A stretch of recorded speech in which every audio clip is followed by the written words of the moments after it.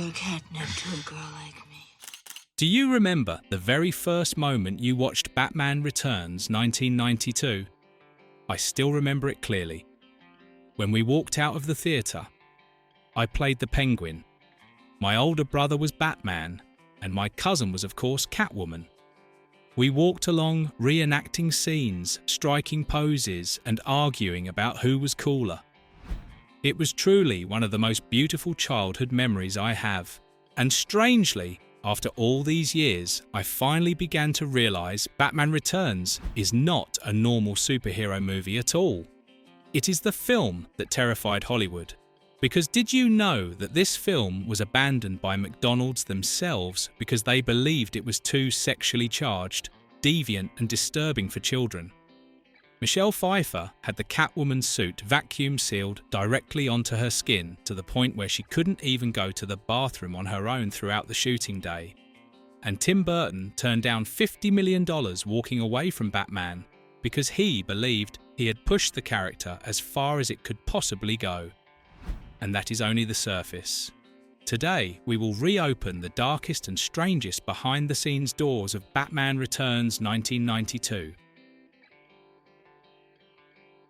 20. This is more of a Tim Burton film than a Batman film.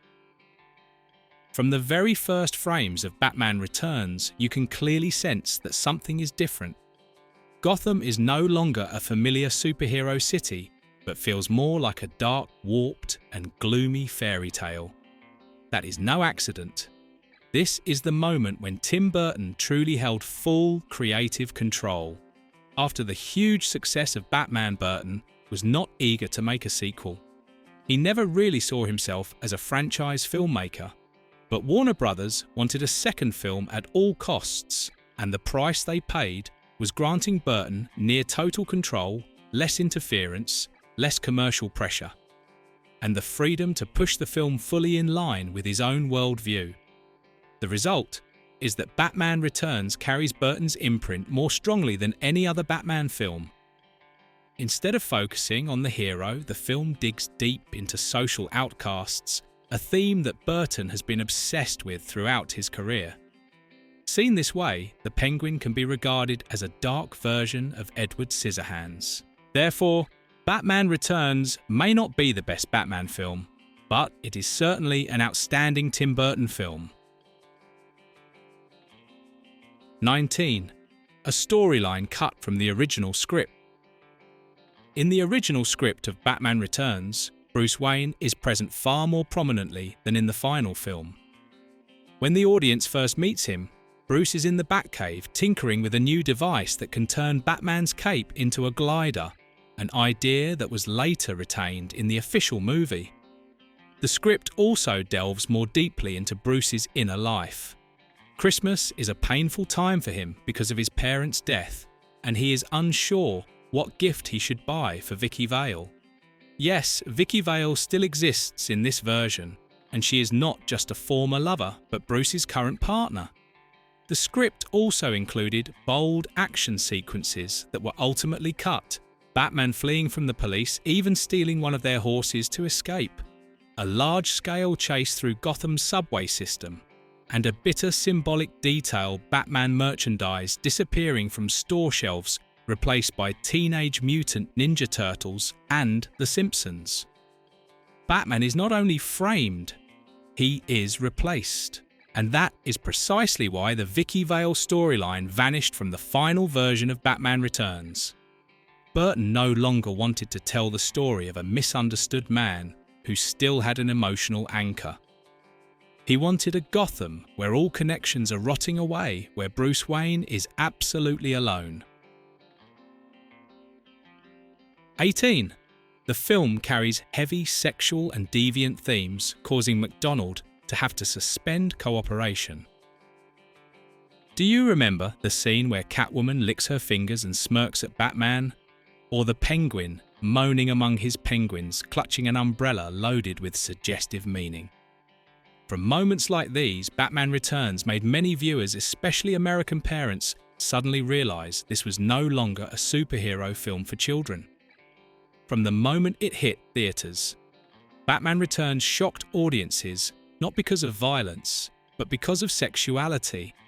Not the light, polished sensuality typical of superhero films, but unsettling, uncomfortable obsessions, imbued with a very Tim Burton psychological tone.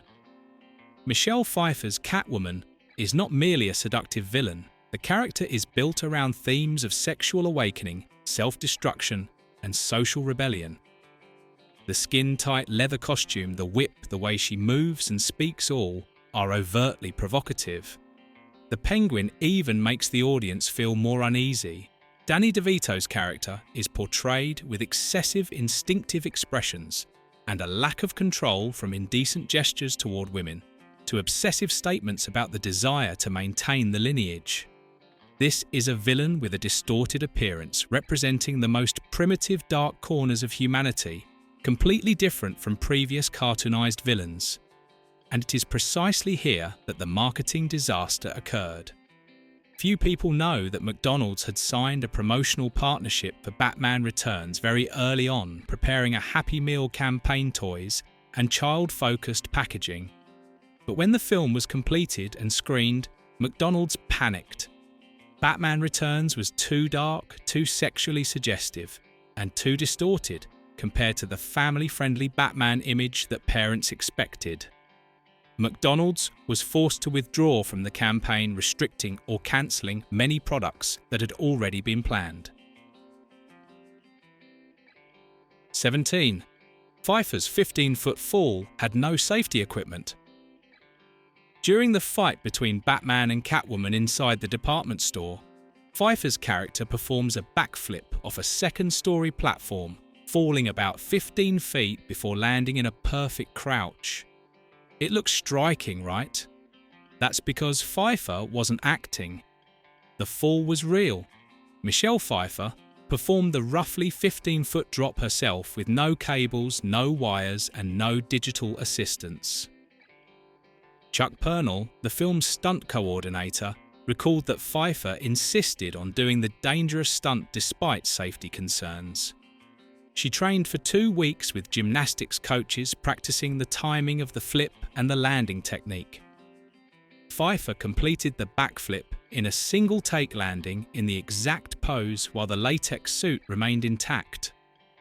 The shot carries a sense of raw adrenaline because it is an actress who literally threw herself off a platform while wearing a suit that barely allowed her to breathe. 16. Burton deliberately weaponized Christmas. Do you remember the Christmas night in Gotham? Thick snow falling, the Christmas tree glowing brightly in the plaza, and then gunshots ring out, blood staining the white ground. A celebration turns into a massacre. Batman Returns is one of the very few superhero films set during Christmas, but this was not a holiday box office gimmick. It was a calculated choice by Tim Burton. In early script meetings, Warner Brothers had suggested moving the setting to summer to be safer and better aligned with the release schedule. Burton flatly refused. He wanted to exploit the brutal contrast, twinkling lights placed beside raw violence, between Christmas joy and intimate threat, between family traditions and the Penguin's abandonment in the snow. The snow falling across Gotham is not peaceful, it is suffocating. The tree lighting ceremony becomes a massacre. Mistletoe becomes a weapon when Max Schreck corners Selina beneath it. Burton told his crew that Christmas was the perfect backdrop because it made audiences feel guilty for enjoying the violence. The holiday setting does not soften Batman Returns. It makes every disturbing moment hit harder. 15. The Penguin Army refused to cooperate. Do you think the waddling army of penguins marching through Gotham's streets is one of the film's most memorable images? I do. On screen, Penguin's army parades in an orderly way, creating one of the strangest and most iconic visuals in Batman Returns. But in real life, it was chaos. The production worked with animal trainer Mike Ehrman, who brought in multiple species king penguins, chinstrap penguins, and little blue penguins. They were raised at a wildlife reserve in the Cotswolds in rural England. The crew had to fly them to the US, arrange separate refrigerated trailers, set up pools covered with crushed ice every day, and provide fresh fish shipped directly from the harbour. The problem was that each species had a different temperament and none of them truly listened. They wouldn't walk in formation, ignored every cue, and constantly defecated on set-ruining takes and forcing long cleanups. The refrigerated system, built to keep them comfortable, cost over $200,000, but they still overheated under the film lights. Burton eventually gave up trying to control them. Watch the Gotham Plaza attack scene closely. The penguins are genuinely chaotic, bumping into each other, breaking apart, changing direction for no reason. The coordination you see is the magic of editing. 14. The suit was glued directly to Pfeiffer's skin. The moment Catwoman first appears, the glossy black latex stretched tight over her body, reflecting the lights of Gotham. It was not just a visual design. It was a real physical ordeal. The Catwoman suit in Batman Returns was not made to be worn and removed in the usual way. Costume designer Bob Ringwood used a vacuum sealing technique, pressing latex directly onto Michelle Pfeiffer's body to achieve a perfect fit. The process took many hours. Technicians dusted her with talcum powder, then glued and stitched each section of latex directly onto her skin, while Pfeiffer had to stand almost completely still. As a result, during filming she could not sit down, had difficulty taking deep breaths, and needed assistance to use the bathroom. The heat and air tightness often made her dizzy, and the suit frequently tore due to movement, forcing the costume team to repair it while Pfeiffer was still trapped inside. These details were later recalled by both Pfeiffer and Ringwood in behind-the-scenes interviews as proof of how harsh the reality was behind the seductive image seen on screen. 13. Annette Bening was originally cast as Catwoman. One of the most memorable aspects of Batman Returns is Catwoman, portrayed with irresistible allure by Michelle Pfeiffer in a costume that carries an almost BDSM-like aesthetic.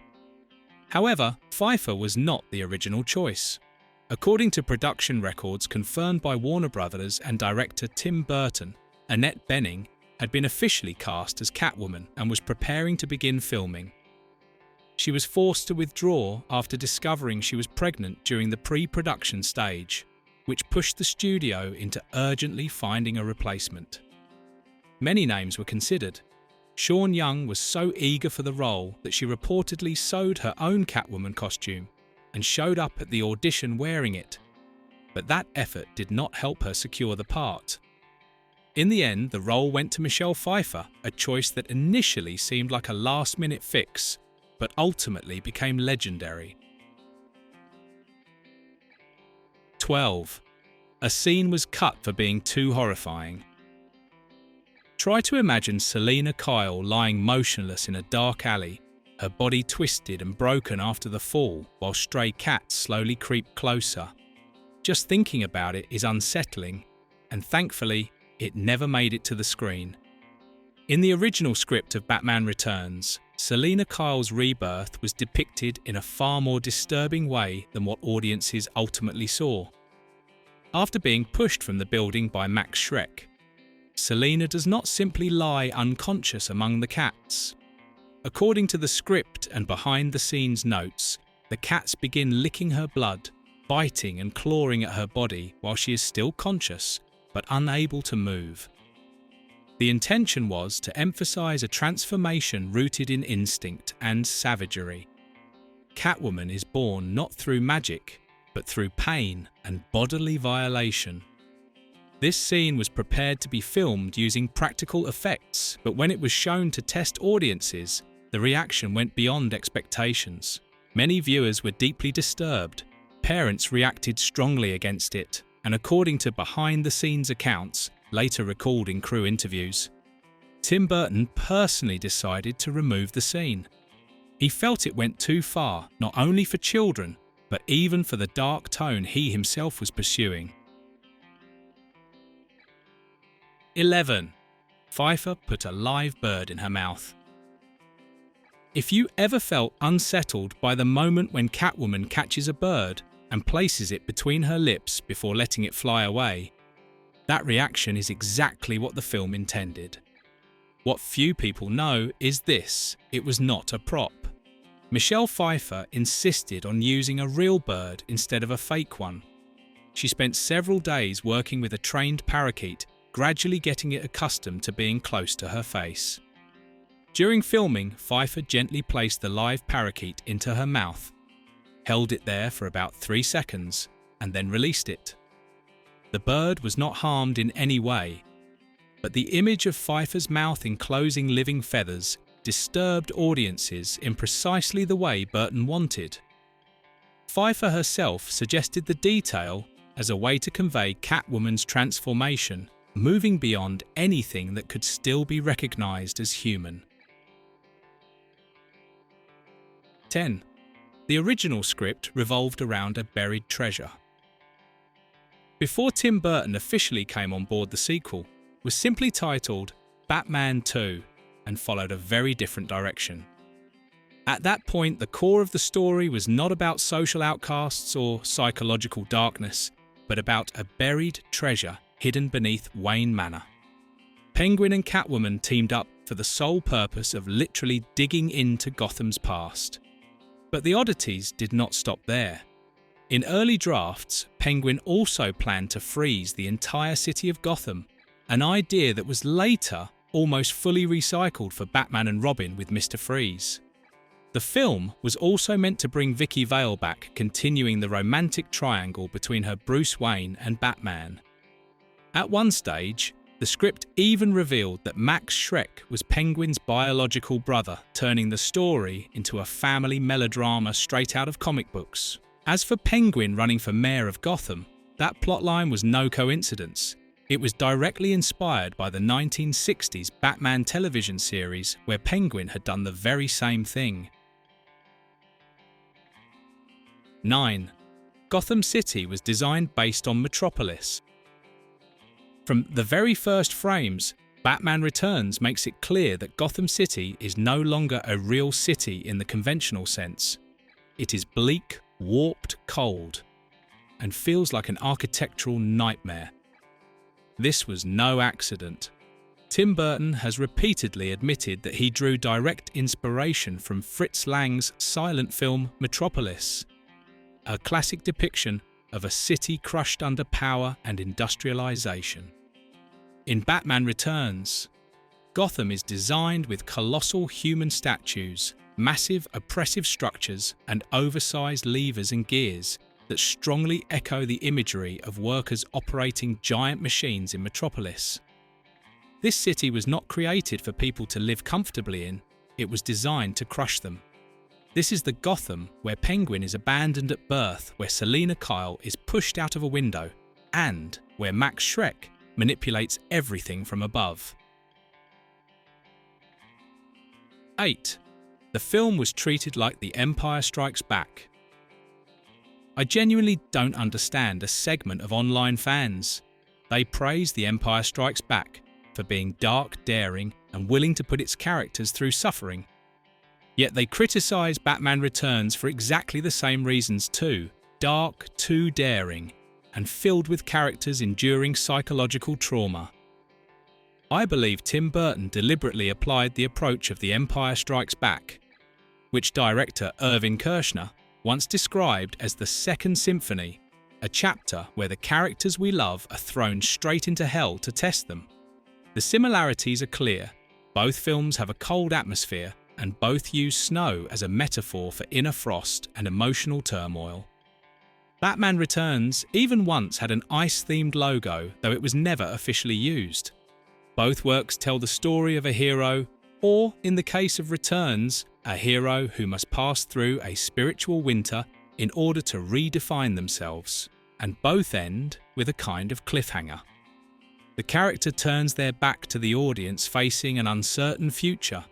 Ironically, the ending of Batman Returns was completed in great haste and added at the last minute. And no, it was not Michelle Pfeiffer's head, but a stunt double. Even so, Burton's intention is clear. He was doing to Batman what Kirshner did to Luke Skywalker. 7. Pfeiffer's hands, the real price of a Catwoman with no stunt double.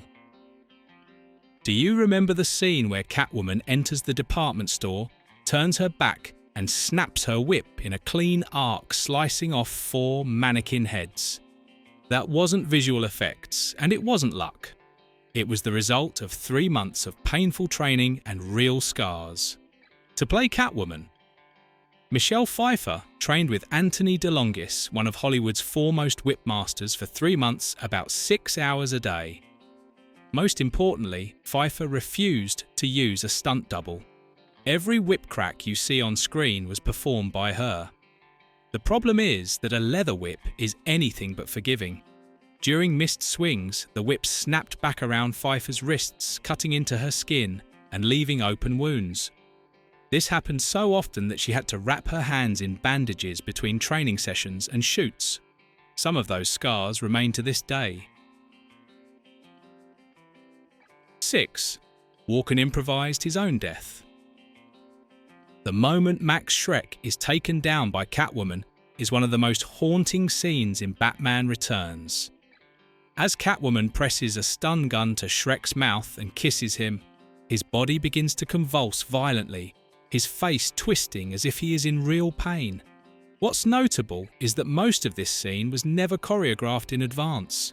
According to accounts from the crew in behind-the-scenes materials and later interviews, the original script only required Schreck to be electrocuted and die. But Christopher Walken took the initiative and asked Tim Burton if he could improvise. Walken had researched medical materials and real-life footage of electrocution victims, and he wanted to recreate the sensation of total bodily loss of control, rather than a clean or stylized on-screen death. Burton agreed and largely stayed out of the way. He simply signaled when the camera was rolling and let Walken perform freely. The result was a single continuous take in which Schreck convulses from head to toe, his limbs contorting while his eyes remain locked on Catwoman in his final moments.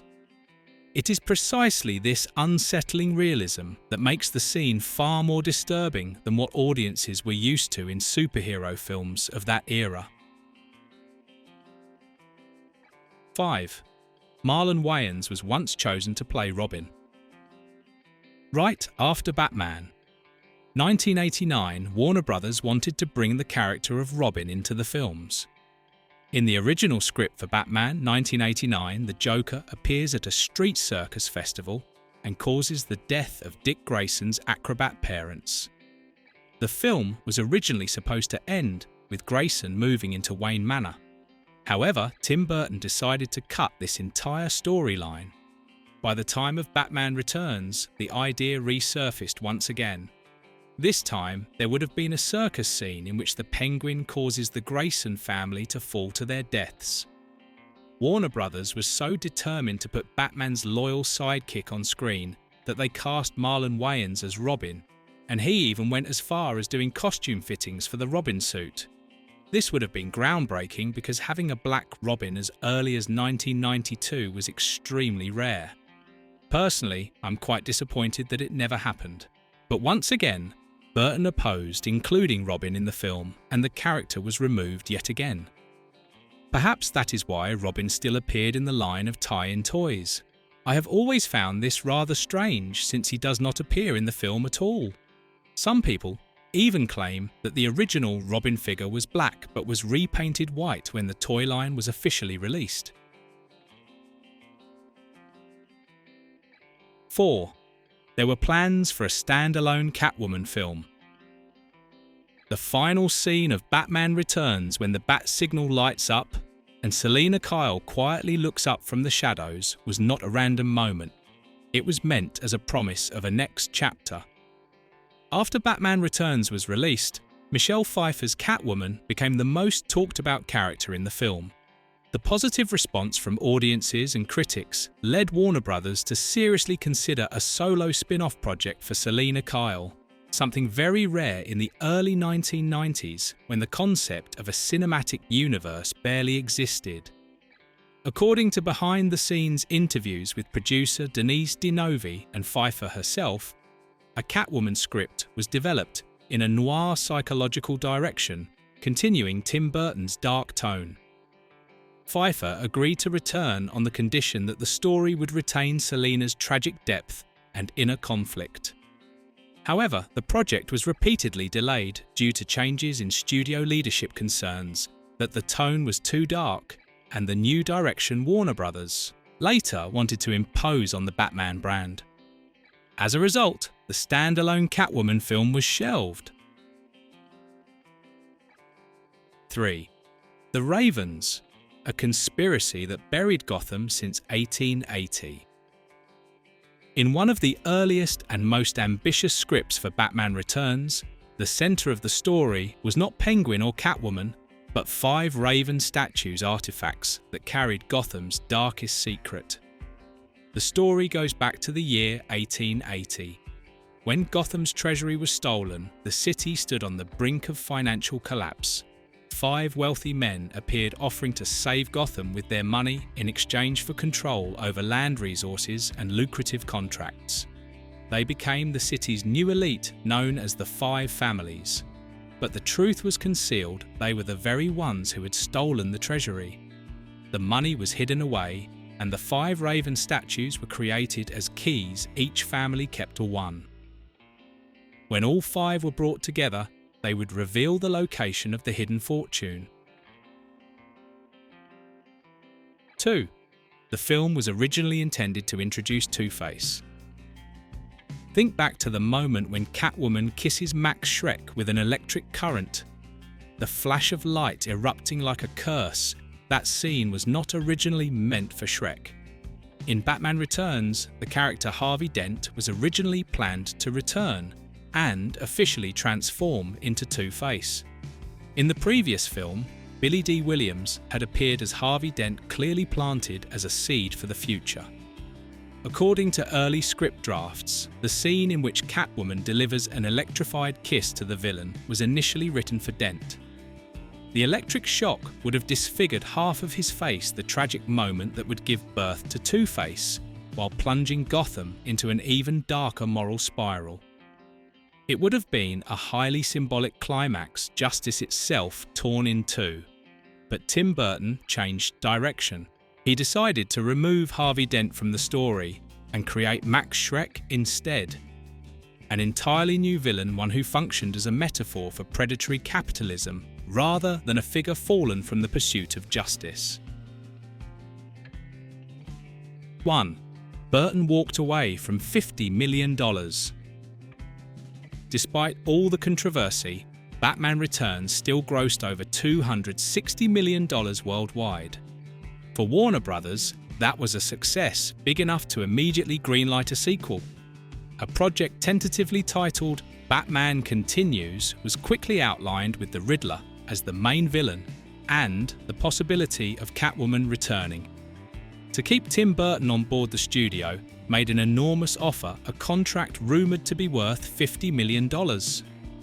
Burton turned it down.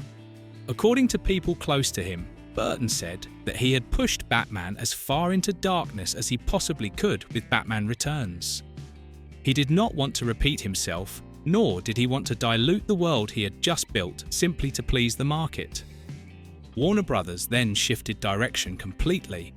Joel Schumacher was brought in with a clear mandate to make Batman brighter, more fun and more family-friendly.